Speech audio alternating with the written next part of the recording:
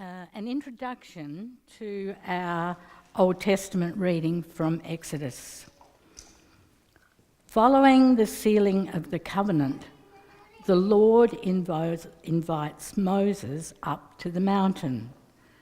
While he ascends with Joshua, the Lord calls Moses alone into the theophanic cloud of glory.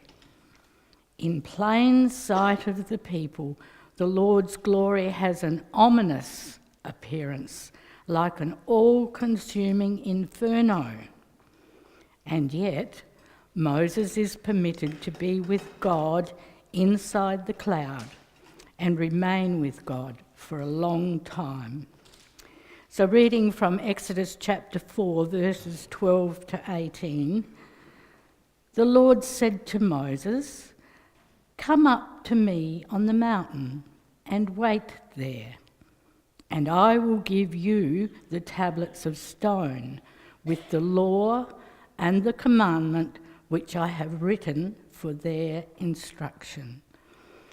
So Moses set out with his assistant Joshua, and Moses went up into the mountain of God. To the elders he had said, "Wait here for us until we come to you again, for Aaron and Hur are with you, and whoever has a dispute may go to them." Then Moses went up on the mountain, and the cloud covered the mountain. The glory of the Lord settled on Mount Sinai, and the cloud covered it for 6 days. On the 7th day, he called to Moses out of the cloud. Now the appearance of the glory of the Lord was like a devouring fire on the top of the mountain in the sight of the people of Israel. Moses entered the cloud and went up on the mountain. Moses was on the mountain for 40 days and 40 nights. And our next introduction is from the Gospel of Matthew. The famous story known as Jesus' Transfiguration reflects images from Exodus and Moses going up to the mountain and returning with his gleaming countenance. As Moses ascends with his companions, so Jesus takes Peter, James and John. Indeed, even Moses, along with Elijah, appear and chat together. And reading from Matthew chapter 17, verses 1 to 9, the Transfiguration. 6 days later, Jesus took with him Peter and James and his brother John and led them up on a high mountain by themselves. And he was transfigured before them, and his face shone like the sun, and his clothes became dazzling white. Suddenly, there appeared to them Moses and Elijah talking with him. Then Peter said to Jesus, "Lord, it is good for us to be here. If you wish, I will make 3 dwellings here, one for you, one for Moses, and one for Elijah." While he was still speaking, suddenly a bright cloud overshadowed them, and from the cloud a voice said, "This is my Son, the Beloved. With him I am well pleased. Listen to him."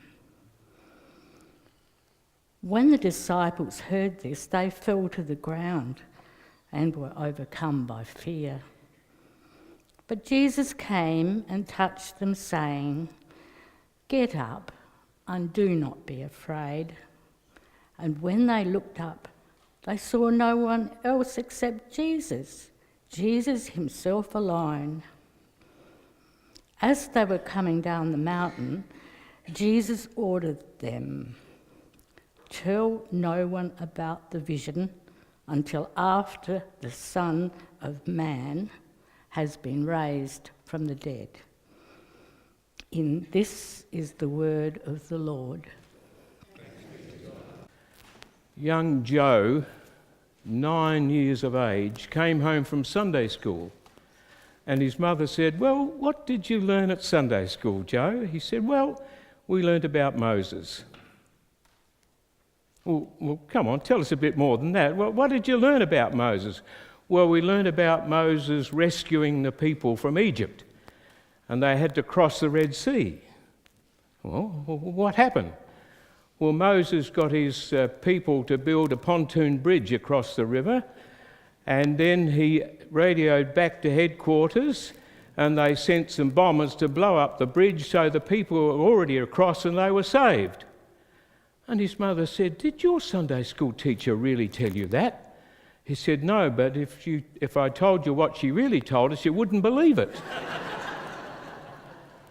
Well, in a sense, that story leads us into two stories which are about things that we may say, well, what actually happened? What's the real story behind these two great stories that we have on Transfiguration Sunday? Well, the first one, of course, was Moses and receiving the tablets and coming down and with the people moving forward to a promised land. It's about receiving a vision of where they might be, where they might be heading, and knowing that they were not alone, but they were travelling with God. And the next story from the New Testament, from the Gospel, is about Jesus and another vision of what was taking place. Now, in that first story, Moses is... what happened? He glowed. So I need to tell you another story. On the 5th of April, 1968, Dr. Martin Luther King preached to a packed congregation in Memphis, Tennessee. And he was preaching about how America might change to embrace, as they called it in those days, the Negro. How they might be seen as human beings and not just those who were still in slavery. And as he reached the climax in his sermon, he said, "I have been to the mountaintop." And the congregation erupted. They knew what that meant. They knew the story of Moses. They knew the story of the mountaintop and the escape and the freedom and the moving forward. And he concluded his sermon with, "I have seen the glory of the coming of the Lord." The next day, he was shot. That story is a powerful story to me. The symbolism is what's behind that mountain experience of Moses.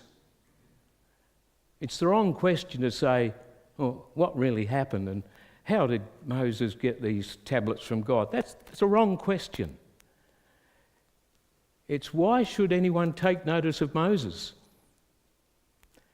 It's like around the campfire and asking the questions. Who's Moses? What's he to us? He's the hero. And then this marvellous story in Matthew. Again, a mountain. And in this mountain experience, there are these figures, Moses and Elijah. And then Jesus listened to him. Now, those of you who were paying attention a couple of weeks ago when we had the baptismal story of Jesus, the voice listened to him.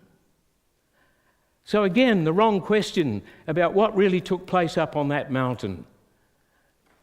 But why should we listen to Jesus? Why should we listen to what he wants to tell us? So there's Moses and there's Elijah. Of course, most powerful symbols of the law, Moses and Elijah the prophet. Now, if I was talking to my RE class, I would say, of course, you know what a prophet is. It's not somebody who sits with a crystal ball and is able to tell you whether you're going to get over your bunions or not. No, the prophet is one who looks at what's going on and says, what's the word of God to this situation? They were very political. They spoke up against the powers. And when our church speaks up, we're told to keep quiet. I remember we met with the Reverend Eleni Poulos a few years ago here, and I know Colin knows Eleni very well. He's been on the Social Justice Reference Group, and she's been an incredible spokesperson for the Uniting Church in justice areas, has spoken up about the treatment of asylum seekers to successive governments. And now they closed that job down. And we're not quite sure what's going to happen with the concern of the Uniting Church for social justice, to be prophetic. There in this great vision, there is the law. And the law brings us in the way that we learn to live. As the people learned how to behave, they needed to be told, like children, you have to say no. Although some of us despair that the younger generation these days don't quite know what the word no means. Anyway, that's a little aside. But that brings us to a point where we can make our decisions. And that when we're free to follow in Jesus' way. So the prophet spoke to the authorities, to the powers, the word of God.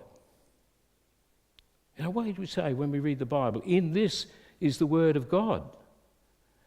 This is what we follow. And so it was wonderful. The reporters were there.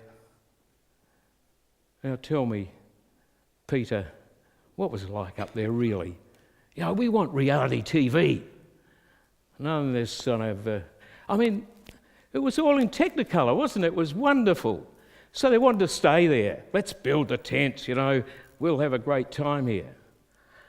No. We must go down the mountain. Dr. King had been to the mountaintop, but he'd also been on the streets, demonstrating against the way in which the African Americans were treated as non-humans.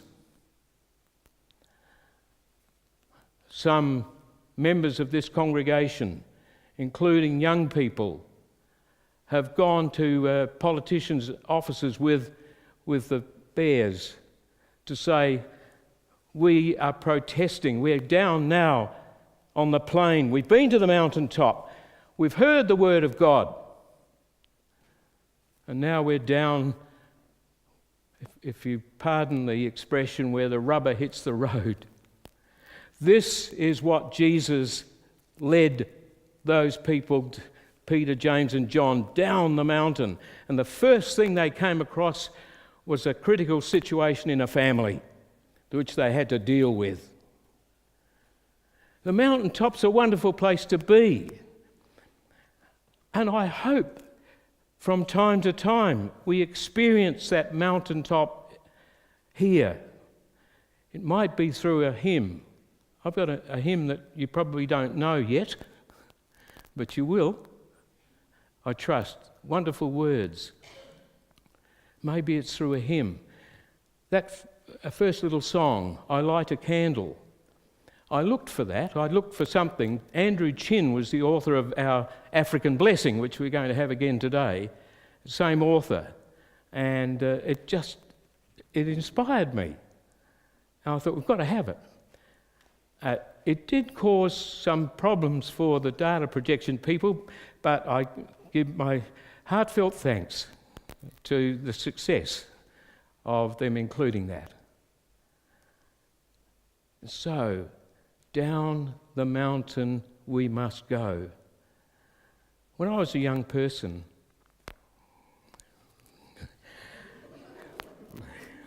smile from my friend, I went to Nunyara. It was a campsite for young people. It was an Easter camp, and the speaker was very inspiring and invited us to come follow Jesus. Now, I'd grown up in the church. My parents had taken me there. I'd been baptised. I had never been away from the church. But somehow I knew that I needed to make a decision to follow Jesus. And it was wonderful. On the Tuesday morning, I was back at my printing press with other workers telling blue jokes, having the odd fag. The real world in which I lived. That's what Jesus invites us to go to the mountaintop, to be on the mountaintop, to experience the glory of the Lord, and then to descend to the plain and to love and to serve. Amen.